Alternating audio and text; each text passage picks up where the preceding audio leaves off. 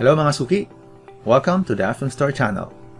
In today's video, i-discuss ko naman ang bagong tab sa Timebox, which is yung Interest tab. Na pwede kang kumita ng 20 cents per click sa link na isi-share mo sa iyong mga friend sa United States, United Kingdom, Germany, France, Canada, at Ireland. Kaya tara, silipin na natin kung paano. Let's go!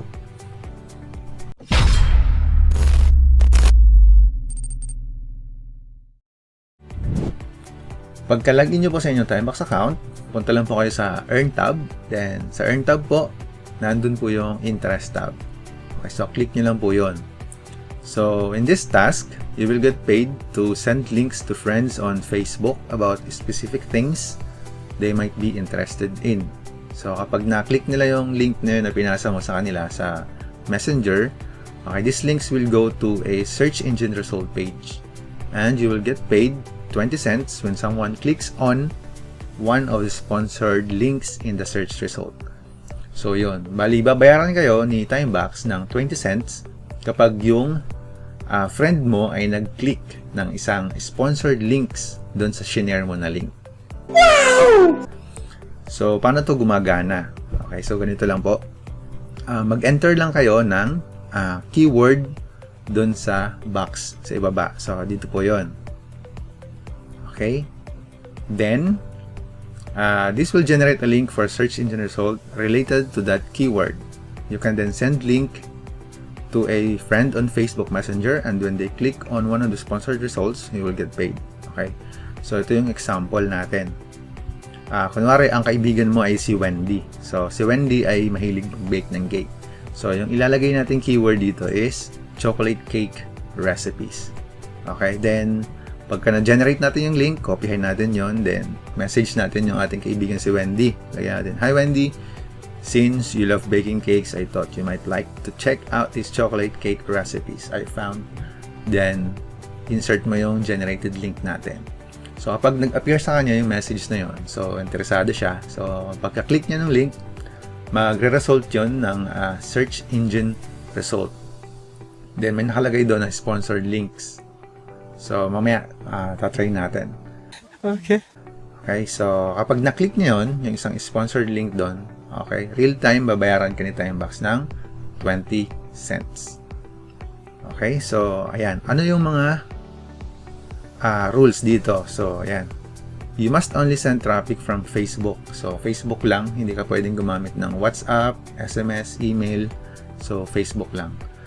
Then, only clicks from United States, UK, Canada, France, Germany, and Ireland are counted. So, pag wala kang kaibigan sa mga country na yon, so bibigyan din kita ng tip kung paano ka magkakaroon ng contact dun sa mga lugar na yon. Okay. Then, yan, sabi dito, so don't send links to a friend that might like or live outside of these countries. So, yun. Malinaw naman, di ba? So, yung listed lang na countries yung pwede nating pasahan ng link. Okay, so ito yung mga allowed countries: United States, UK, Canada, France, Germany, and Ireland. So, ano yung limit? Okay, ang nakalagay dito, you are limited to 5 ad clicks per friend per day. So, ayun. So, ibig sabihin yung kaibigan mong si Wendy, 5 beses lang siya pwede mag-click ng sponsored link sa loob ng isang araw. Then, so what does this mean? Okay, if you send a link to your friend John today and he clicks on 3 sponsored links, you are only paid for 1 of them. Okay, however, you can send him the same link again the next day according to the server time at the footer of Timebox. And if he clicks on another sponsored link, you will get paid again. You can also send John 5 keywords link per day. So each day, if John clicks on 5 sponsored links in the search result, you would earn $1. Okay, ganito yun. Kunwari, si Wendy, yung friend mo sa US. Dapat, meron kang 5 keyword na magkakaiba ng link yun. So, per keyword, isang click. Then, 5 keyword dapat sa isang araw yung pwede niya mag-click. Halimbawa, isang keyword mo kanina is yung chocolate cake recipe. So, isang click yun. Then, send ka ulit sa kanya. Kunwari ay pandan cake recipe. Okay, buko salad. Yung mga ganon. Tapos, iba-iba. So, hanggang 5 click siya pwede. Then, yun. Nakaka-earn ka ng $1 dun sa isang araw. Sa isang kaibigan mo lang. Okay. Yun. Okay, so best practices nakalagay dito. Facebook is very strict. So, yun. Kaya wag kayong mag-share basta-basta ng mga links sa mga groups at sa mga kung saan-saan. Kasi, mali-detect yun ni Facebook as spam. So, pwede kayong ma-block. Pwede kayong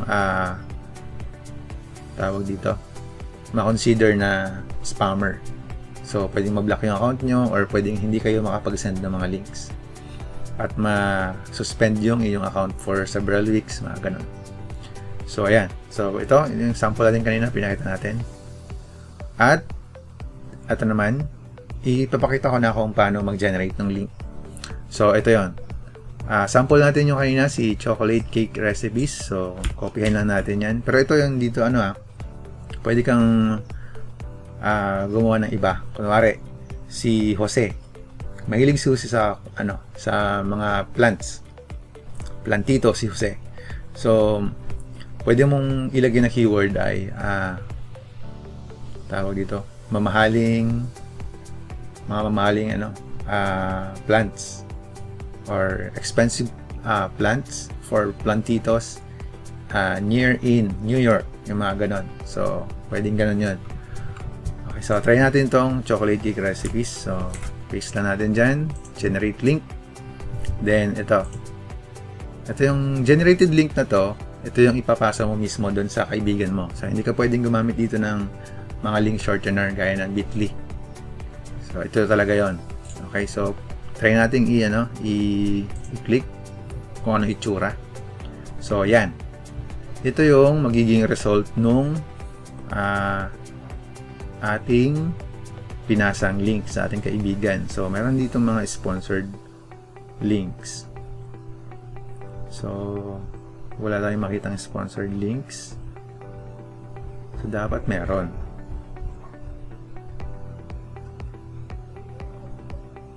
Microsoft Bing. Okay, so try natin yung iba.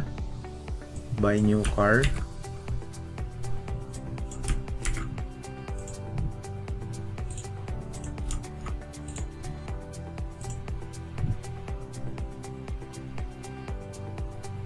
Ayan. So, ito yung result ng buy new car na keyword natin.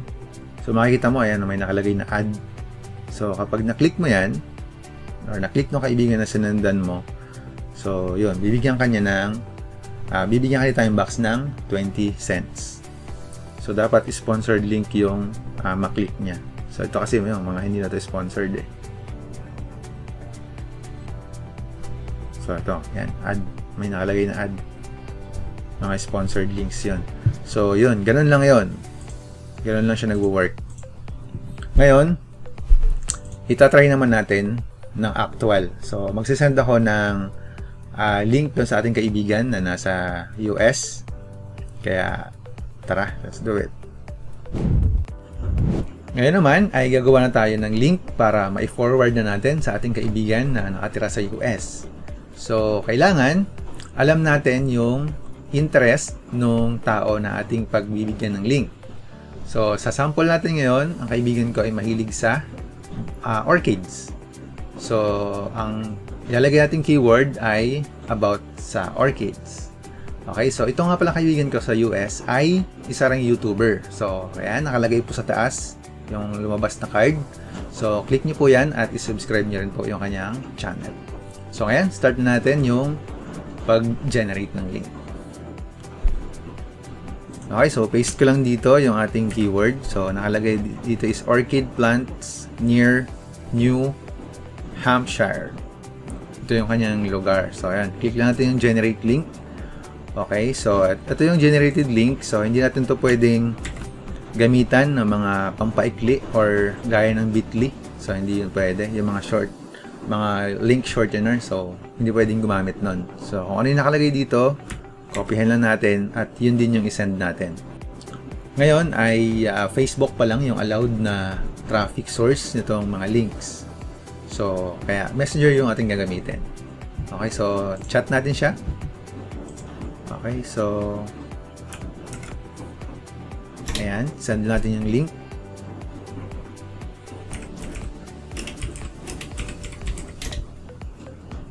So ngayon, pag na-click nyo yun, okay, maglo-load yung kanyang browser. Then, lalabas dun yung search result ng keyword na nilagay natin. Tapos, kailangan ma-click niya dun yung sponsored result para makredit sa atin yung 20 cents. Okay, so ngayon, tingnan natin yung stats. So, ayun, na-click na niya. So, meron na tayong unique searches today na 2. Okay, so ayun. Pumasok na siya. Unique sponsored result clicks today. So, meron tayong isa. Then, nakalagay dito, today's earnings 0.2. So, pumasok na yung 2 cents sa atin. Okay? So, pag na-check natin dito sa ating completions, so, ayun. Pumasok yung yan. 25 cents pa nga yung pumasok. O, diba?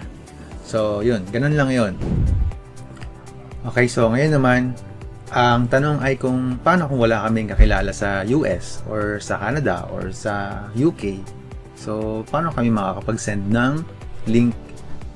Eh, yun lang yung mga pwedeng bansa. 'Di ba? So, ito yung tip papakita ko. So, open lang natin. Okay, open natin yung ating Facebook. Tapos, sa Facebook natin, click natin yung marketplace. So, dito, meron ditong nakalagay na filter. So, ayan. Pwede mong baguhin dito yung location. So, kunwari, sa Canada. Saan ba dito sa Canada? Canada, Kentucky. Sa Alberta. Okay, sa Alberta, Canada. Calgary, Alberta. Okay, so yun.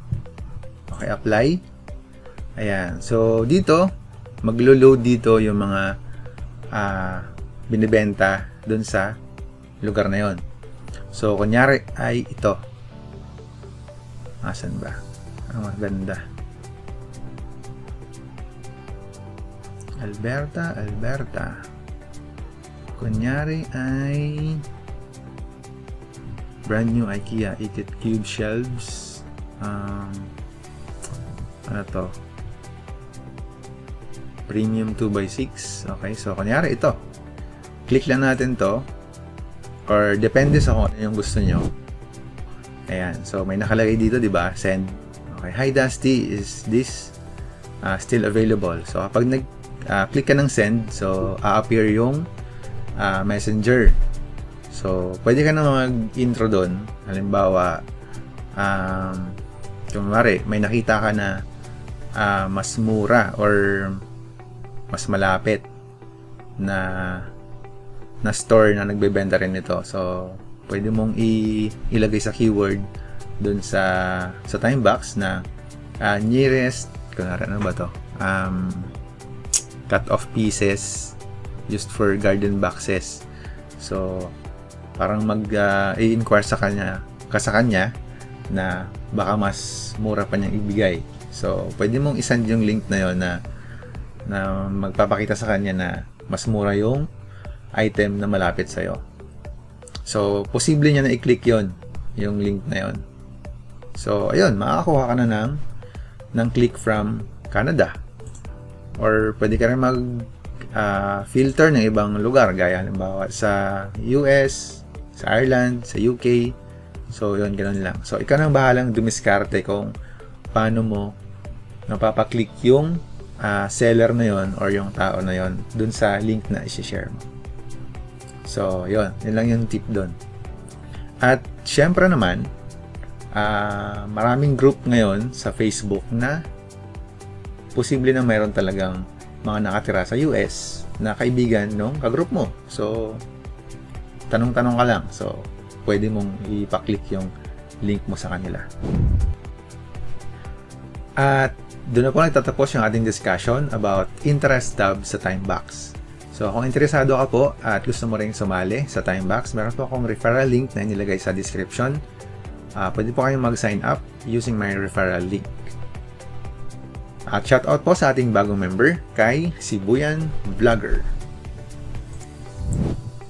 Ang channel po ni Sibuyan Vlogger ay about gaming. Okay, so nag-ML po siya. Then, iba po ay mga tungkol sa pag-exercise or body build up. So, yun. Kung mahilig po kayong buhat, so pwede po kayong manood ng kanyang mga videos. Then, kung mahilig po kayong mag-games, so meron din po games dyan sa kanyang channel. Ngayon po, meron po siyang 1.49k subscribers. So, dagdagan po natin. Supportahan po natin ang ating kababayan at bagong member po ng The FM Store channel. Thank you rin po sa mga members natin na nag-renew po na ng memberships. Ayun. Shoutout po sa inyo lahat. At sa lahat po na nanonood ngayon ng ating premiere. Kung nagustuhan niyo po yung ating video, please leave thumbs up. Then, kung may mga questions po kayo regarding po dun sa ating topic, ay mag-leave po kayo ng comment sa ating comment section sa ibaba. At i-share nyo na rin po yung video para malaman din po ng iba. Thank you po muli at see you in the next video. Peace out.